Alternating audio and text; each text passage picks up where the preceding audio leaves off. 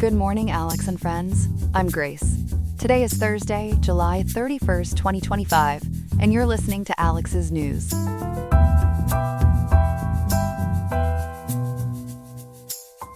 The weather in Riverside today will see a high of 93.7 degrees Fahrenheit, with the low dropping to 67.7 degrees.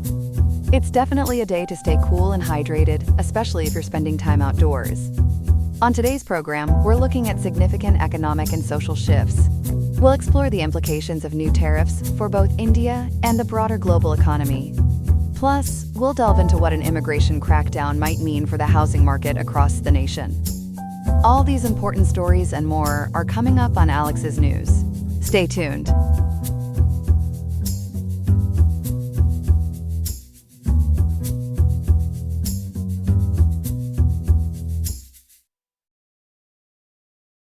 Welcome back, everyone.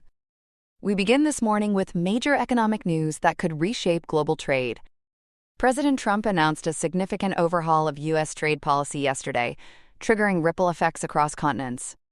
For more on what this means, we turn to our trade expert, Ethan. Ethan, tell us about this new tariff regime, especially concerning India. Grace, it's a truly impactful development.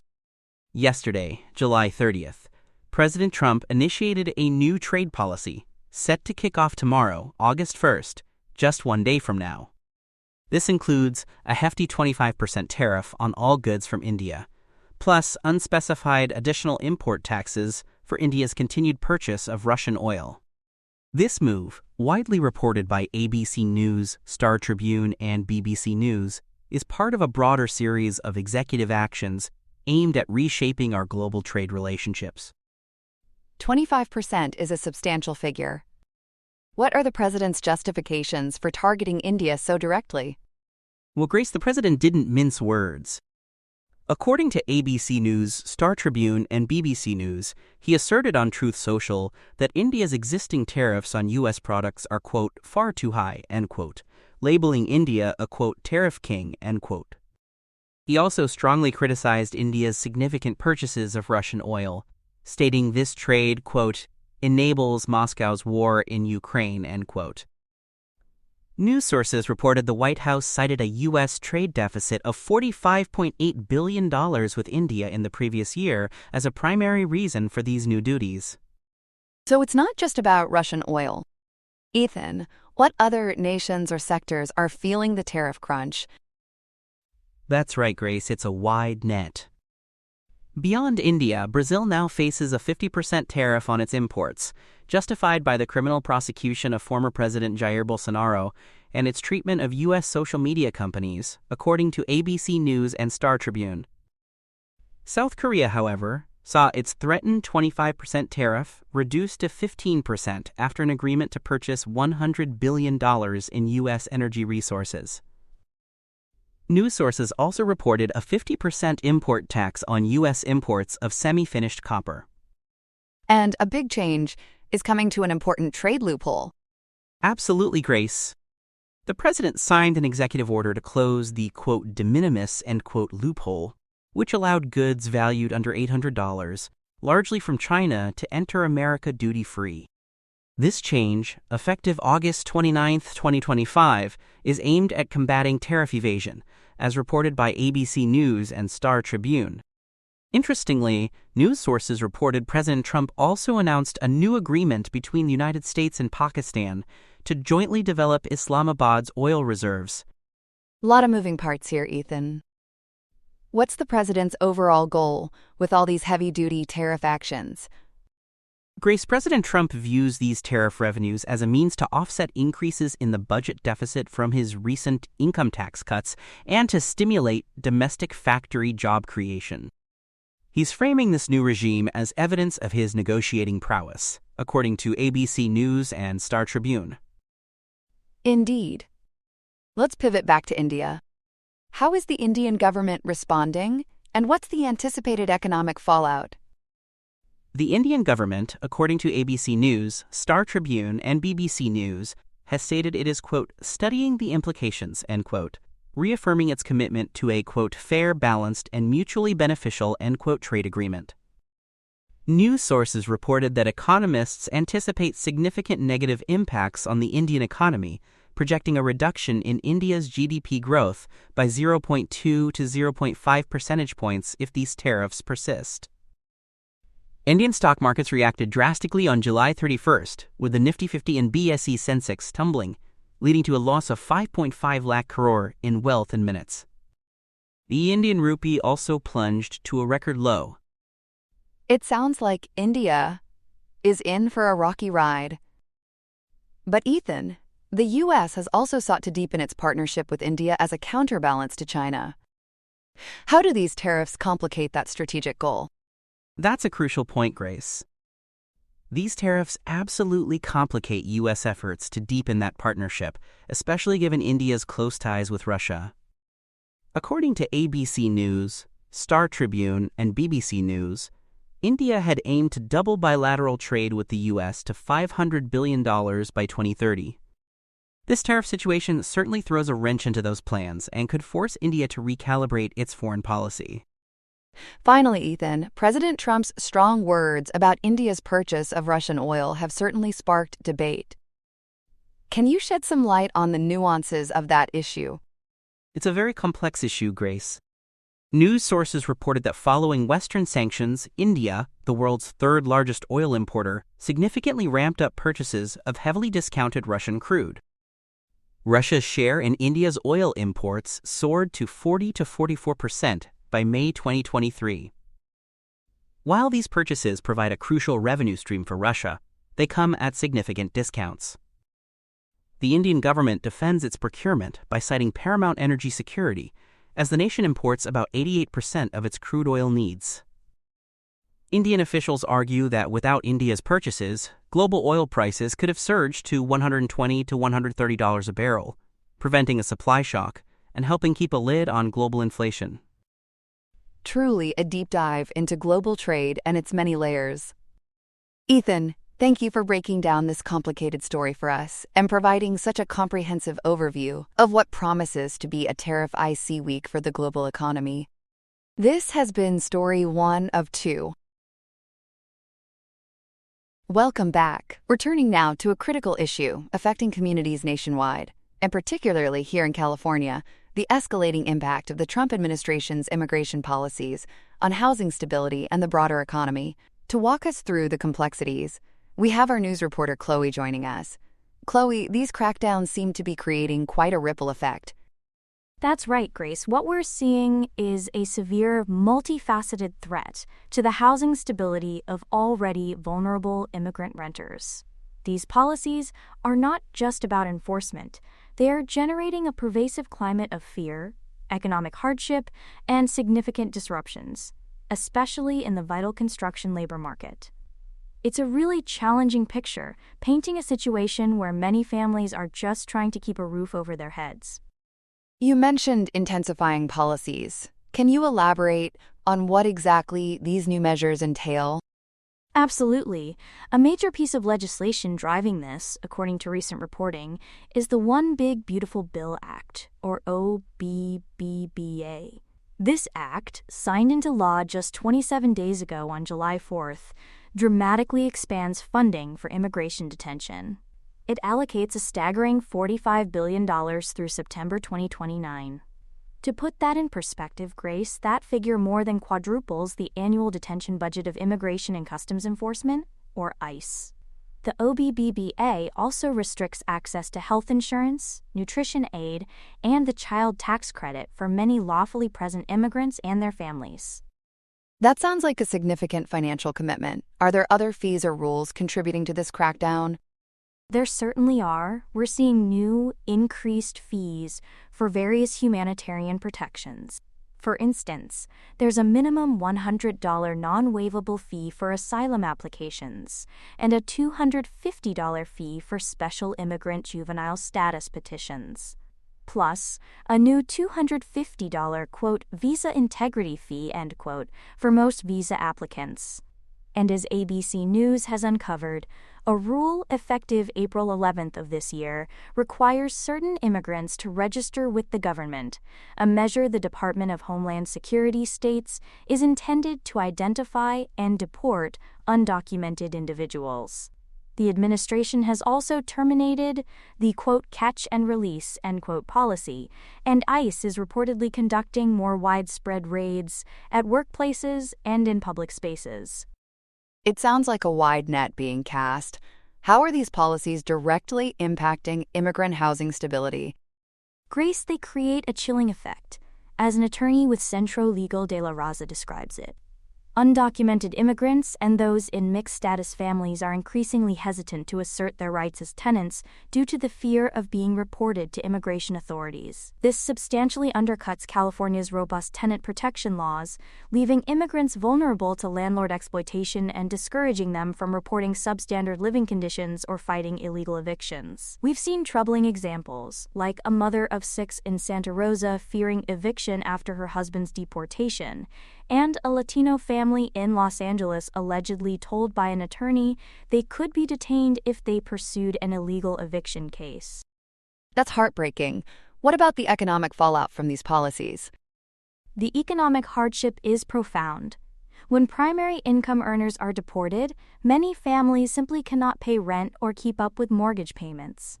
This can lead to increased foreclosures among Latino households, as reports have indicated.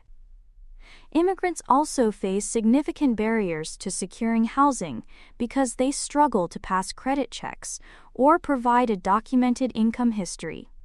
In fact, a 2025 study found that 70% of foreign-born Latinos in California experiencing homelessness had previously lived in housing where they were not on the lease. On top of that, fear of drawing attention from immigration enforcement discourages immigrants from accessing public benefits they are eligible for, which could otherwise be a lifeline. And mixed-status families, where some members are citizens and others aren't, must be facing unique challenges. They are truly caught in the crosshairs, Grace. During his previous term, President Trump proposed a rule that would have forced these families to either separate or face eviction from federally subsidized housing. While the Biden administration withdrew that, the fear still lingers, and the current administration's renewed focus has revived these anxieties. According to a survey in late 2024, 18% of adults in California immigrant families with children had already created a plan in case a family member was deported or detained. Many are even avoiding non-cash government programs like Medi-Cal for fear it could negatively impact a family member's immigration status. That's an incredible burden to bear. Beyond individual families, what about the broader economic implications, particularly for the construction industry? This is where the story truly builds, or perhaps struggles to build, Grace. Immigrants make up a substantial portion of the construction workforce, with some estimates suggesting they account for about 30% of the labor force, and nearly half of those are undocumented. Mass deportations could lead to a severe labor shortage, slowing down housing construction, increasing building costs, and ultimately worsening the existing housing supply issues. According to reporting, California's economy is already feeling the pinch from ongoing immigration raids. So, this is exacerbating an already existing labor shortage in construction? Precisely. The U.S. construction industry was already facing a deficit of nearly 500,000 workers, according to reports in July 2025. This pre-existing crisis is exacerbated by restrictive immigration policies. We have an aging workforce, with about 41% expected to retire by 2031. Plus declining interest in vocational education and construction careers among younger generations. This makes the business model for affordable housing development particularly vulnerable. It sounds like a big hole to fill. How is the construction industry trying to bridge this gap? Are they just digging themselves a deeper hole? Well, they're definitely not building castles in the air, Grace. They're employing a dual strategy, a robust push for recruitment and training of human workers, alongside a significant investment in labor-saving technologies like AI, robotics, and drones. This approach aims to meet the estimated need for 439,000 net new workers this year. Construction firms are enhancing company culture, investing in upskilling, and industry associations are leading nationwide efforts for workforce development. California itself announced $20 million in funding just this month to support apprenticeship training in the building trades, with Governor Newsom setting a goal of serving 500,000 apprentices by 2029. And what about the robots you mentioned? Are they ready to take over? Not entirely, but they are certainly pitching in. We've seen commercial deployment of bricklaying robots like the Hadrian X, which was brought to the US for trial, and the SAM, or semi-automated mason, which works alongside human masons. The industry is also adopting AI project management systems for tracking progress, predictive insights, and even site safety.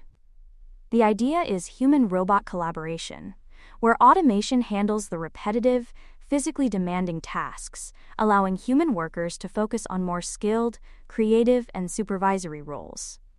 The current labor shortage is so acute that technology is viewed as a necessary supplement, not a substitute, for human workers. So despite these technological advancements, it sounds like human workers are still very much in demand. Absolutely. While concerns about long-term job security persist, the U.S. Bureau of Labor Statistics shows that average hourly earnings for residential building workers were up 4.5% year-over-year in March 2025. This suggests that despite automation, the tight labor market and demand for housing continue to exert upward pressure on wages. It's a complex situation with no easy answers. Chloe, thank you for breaking down this incredibly complex and critical issue for us. It certainly puts a spotlight on the intricate connections between immigration policy, housing, and our economy. My pleasure, Grace. We'll be right back after the break. Here are some other headlines. In Washington, the Federal Reserve is holding firm, deciding to keep its benchmark interest rate steady in the 4.25 to 4.5% range. The move comes despite very public pressure from President Donald Trump, who has been calling for a significant cut to boost the economy. The president, it seems, isn't showing much interest in the Fed's current policy. In a press conference, Fed Chair Jerome Powell stressed that the central bank's decisions are driven by economic data, not politics, as it works to combat inflation that remains above its 2% target. Powell acknowledged that the president's tariffs on imported goods could pose a risk by pushing prices higher. While the decision to hold rates was widely expected, it wasn't unanimous. Two Fed governors, Michelle Bowman and Christopher Waller, dissented, voting for a quarter-point cut, a rare sign of public disagreement within the Fed's leadership. For now, the central bank remains in a wait-and-see mode, though analysts believe a rate cut could still be on the table later this year. The Supreme Court is making waves with its growing embrace of the quote, unitary executive theory, a legal concept championed by conservatives to bolster presidential power. The theory argues that Article 2 of the Constitution grants the president sole and complete authority over the executive branch. Under Chief Justice John Roberts, the court has signaled its support for this view, notably in a 2020 case that struck down the leadership structure of the Consumer Financial Protection Bureau. Critics warn this is a major power play that could lead to an imperial presidency, eroding the independence of federal agencies and allowing a president to remove officials for purely political reasons. Proponents, however, argue it increases accountability by making the president directly responsible for the entire executive branch. The Trump administration has put a halt to two major civil rights lawsuits filed by the previous administration. Federal judges have granted requests to suspend a case against Louisiana for unlawfully detaining thousands of inmates long past their release dates, a true time-serving issue, and another against South Carolina for unnecessarily institutionalizing individuals with serious mental illness. Civil rights advocates fear this signals a broader retreat from federal oversight. The move aligns with a larger pattern of rolling back consent decrees, with Assistant Attorney General Harmeet Dillon moving to dismiss oversight efforts in Louisville and Minneapolis. This policy shift is also reflected in staffing, with the number of frontline lawyers in the Civil Rights Division's Special Litigation section reportedly dropping from around 60 to just 15. And in a story of a controversial appointment, we look back at how Anthony Tata, a retired Army brigadier general with a history of inflammatory statements, was appointed to a key Pentagon post during the Trump administration. His initial nomination for Undersecretary of Defense for Policy was withdrawn amid bipartisan opposition over past remarks, including calling Islam the, quote, most oppressive violent religion.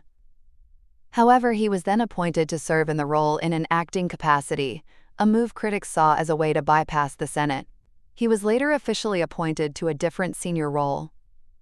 For his opponents, it was a case of ta-ta for now, highlighting the contentious debate over the suitability of candidates with extremist rhetoric for sensitive national security positions. That's all we have for now. Today's episode was made by Alexander King with Claude Sonnet 4.0, Gemini Pro 2.5, Gemini Flash 2.5, and Google Cloud Text-to-Speech. I hope you have a great day. I'll see you tomorrow, Alex.